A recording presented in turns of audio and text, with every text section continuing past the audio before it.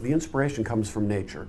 Things are alive and you're working with and collaborating with other living organisms. So you're working with plants and you're working with worms in the ground, and there's something very rich about that and something very rewarding.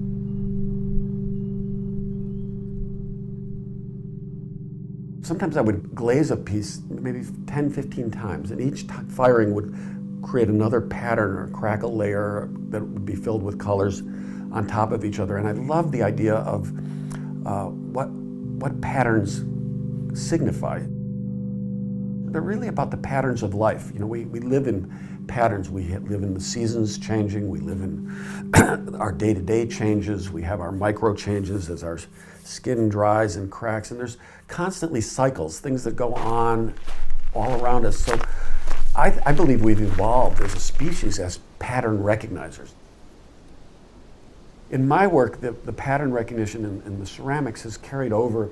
I find that I have a very strong emphasis in pattern in my print work and in my animation work. So it's one of the key aspects to my personal work.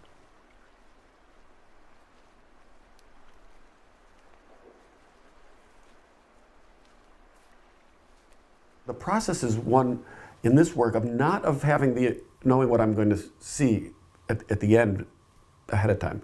It's a process of discovery, and that makes it much more fun.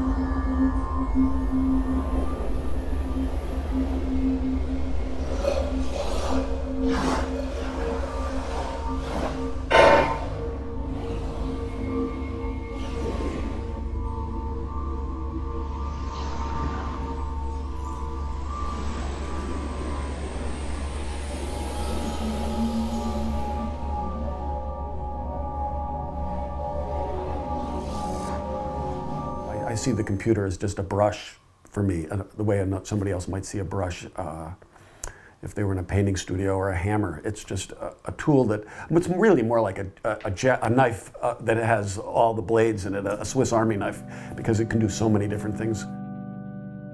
I'd like to sometimes dream about what I'm going to make, or see in my mind's eye what I'm going to make, and I always am wondering if the technology will ever get to the point where all I have to do is do that, and somehow the image will be able to be shared with others that I can create in my mind. I'm not sure if that would be as enjoyable a process, because the process of making art is also very important to me.